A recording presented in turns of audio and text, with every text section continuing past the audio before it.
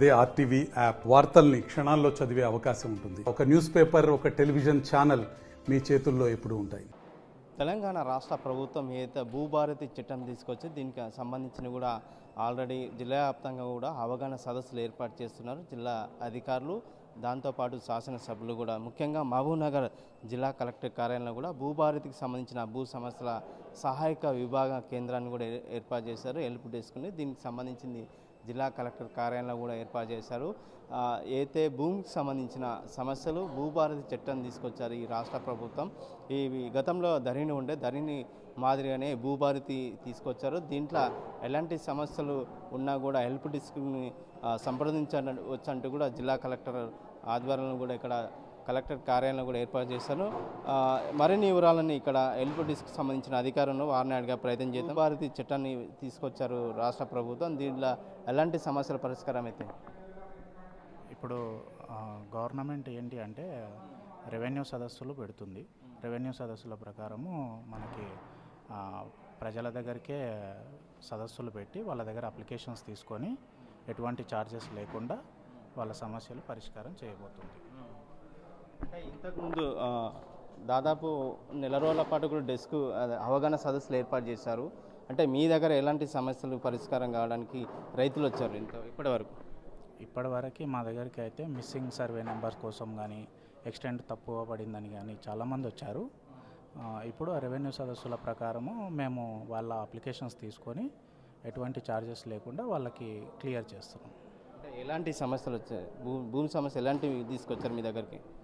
ఇప్పుడు వాళ్ళకి తప్పుగా పడిందని, పేరు తప్పు పడిందని, లావణ్య పట్టాలు లావణ్య పట్టాలుగా పడ్డాయని అటువంటి సమస్యలు ఎక్కువగా వచ్చేవి.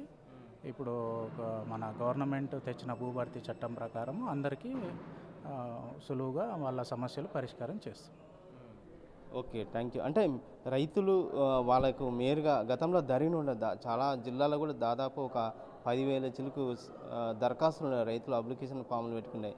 అంటే ఇప్పుడు మళ్ళీ భూభారతి వచ్చింది, దీంట్లో ఆ దరఖాస్తులు దీంట్లో పరిష్కారం అవుతుంది అనుకుంటారా? ఇప్పటివరకు పెట్టిన అప్లికేషన్స్ అన్నీ మనకి ఆల్మోస్ట్ అన్నీ క్లియర్ అయినాయి. ఒక 1000 అప్లికేషన్లు మాత్రమే పెండింగ్ ఉన్నాయి. సాదా బైనామాలకు సంబంధించి కోర్టులో కేసు ఉండడం వల్ల అది కొంచెం అది క్లియర్ అయిన తర్వాతనే దాని గురించి డిసిషన్ తీసుకుంటాం. అంటే నేరుగా రైతు మీకు ఎలాంటి అప్లికేషన్ పెట్టాలి? రైతు వాళ్ళ సమస్య ఉంటే, భూ సమస్య ఉంటే మాకు ఏంటి అంటే నేరుగా అంటే ఇప్పుడు మాకు రికార్డులో ఉండి మాకు ఎటువంటి ఆన్లైన్లో ఎక్కలేదు, అలాంటివి ఏమన్నా సమస్యలు ఎక్కువగా వచ్చినాయి. రైట్. మొత్తం మీద కూడా ఏదైతే రాష్ట్ర ప్రభుత్వం తీసుకొచ్చిన భూభారతి చట్టాన్ని కూడా అమలు పరిచారు. ముఖ్యంగా జిల్లాలో కూడా కొన్ని రోజులకెళ్ళి కూడా నియోజకవర్గ ఎమ్మెల్యేలు కావచ్చు, అధికారులు కావచ్చు, జిల్లా స్థాయి అధికారులు కూడా భూభారతి చట్టానిపైన కూడా వివిధ మండలాల్లో కూడా అవగాహన సదస్సు ఏర్పాటు చేశారు.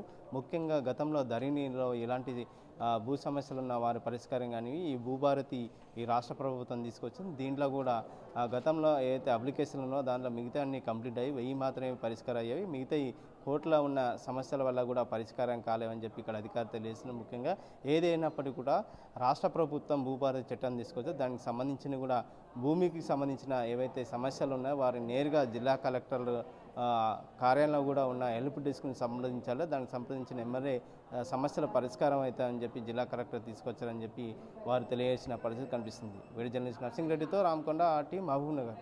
మరిన్ని వీడియోస్ కోసం ఛానల్ ని సబ్స్క్రైబ్ చేయండి. లేటెస్ట్ అప్డేట్స్ కోసం వాట్సాప్ ఛానల్ ని ఫాలో అవ్వండి. ఆ లింక్ డిస్క్రిప్షన్ లో ఉంది.